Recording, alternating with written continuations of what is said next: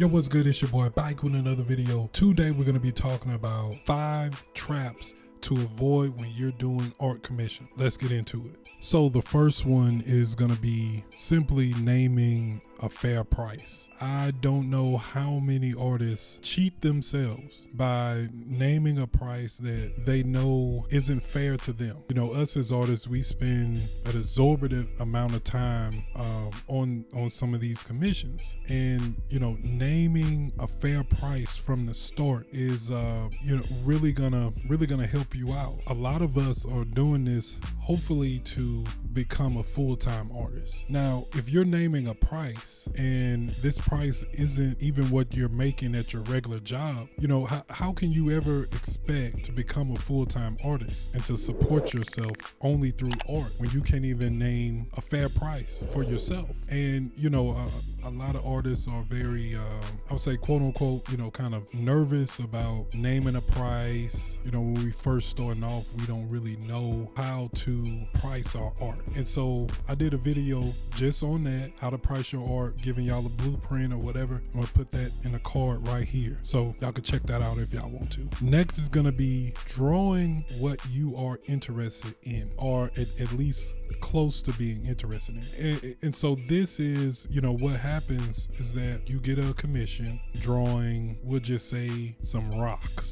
Somebody wants you to draw some rocks, and you can really care less about rocks, right? But this person wants you to draw 300 rocks. And so you sitting up there putting in all the details on these rocks, and you're like, man, I ain't trying to draw. I'm so sick and tired of drawing rocks and stuff like that. And what ends up happening is, you know, you start to really hate commissions. Like you start to build up like a hatred for commissions. You're like, I'm cool on commissions because they'll have you drawing 300 rocks, right? So this is why it's important to align yourself up, choose your commissions wisely, because, you know, me personally, I like to enjoy what I draw, right? It brings a certain spirit to the actual drawing.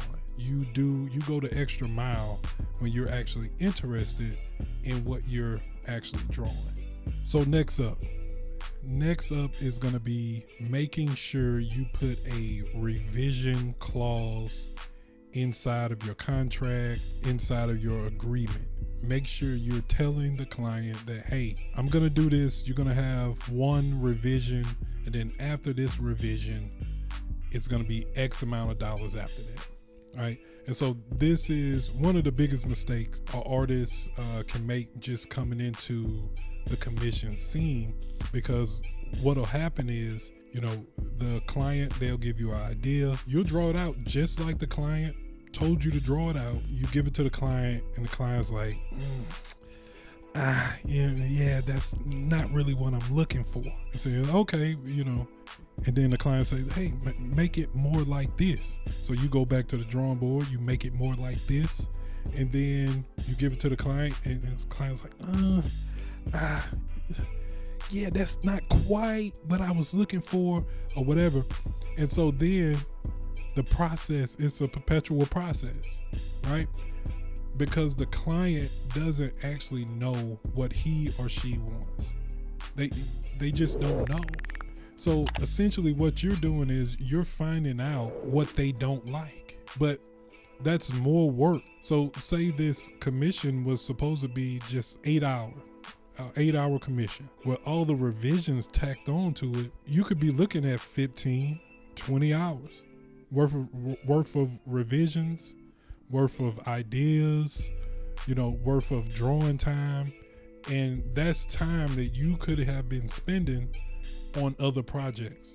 So basically you're working for free. Those 5-6 extra hours, you're basically working them for free. So make sure that you have a revision clause inside of your commission. We don't want to be working for free. Now the next one is going to be not increasing your price over time. And a lot of people are like, okay, well, how do I know when to actually raise my price? And you know, what's so bad about not raising my price?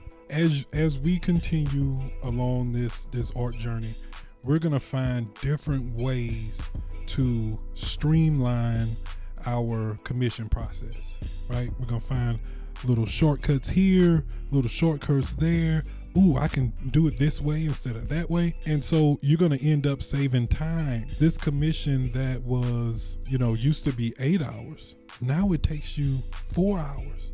You done cut off 4 hours. You have gotten much better. So if your pricing scale, and if you follow a lot of artists' pricing scale when you first get into the commission process, is based on time, your supplies, and all of that. But it's really the core of it is based on how much time are you spending on this drawing, the labor. If you found a more efficient way to do your drawings, and you're charging $25 an hour, and it took you 8 hours, but now it takes you 4 hours. Now you're actually punishing yourself for getting better, right? It's crazy. Like, you're punishing yourself for getting better. So this is how you know when you need to up your price, right? So when you find yourself like, oh man, this usually take me 10 hours. This is taking me 6 hours. Well, it's time to raise them prices up, because you didn't just surpass a level. You done got enough XP points, right? You got enough experience points to break through to the next level. So now it's time to bring that price level to another level also. Now, this trap is trading time for money. And really, this is the whole commission type of process. You're constantly trading time for money, right? And for me having a business, and this really only applies to people who solely rely on commissions for their livelihood, right? This is something that, me personally, I don't think you should do. I think you should spread it out, not only be a commission artist or have, the bulk of your income being just commission based, right? Because you're constantly trading time for money. And this is a trap, because as soon as you stop drawing, you stop making money. You dig? So you need to be, dipping and dabbling. You need to be selling prints. You need to be, selling merch.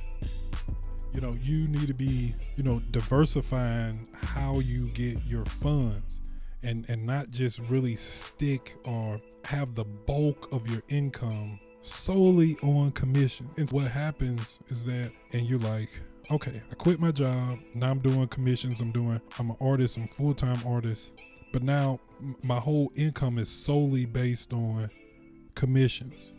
And then what'll happen is you may be taking in commissions that just, bore you to death. You may be drawing 300 rocks because you need that income. You need that money. That's something to think about. Don't fall into that trap of constantly trading time for money. You need to be spreading it out and trying to come up with some automated income ideas. For more tips videos, click this video right here. For more time-lapse videos, you can click this video right here. And I hope y'all got some type of value out of this video today. If you did, hit that like button, smash that subscribe button, and as always, I'll holler at you next time. Believe that.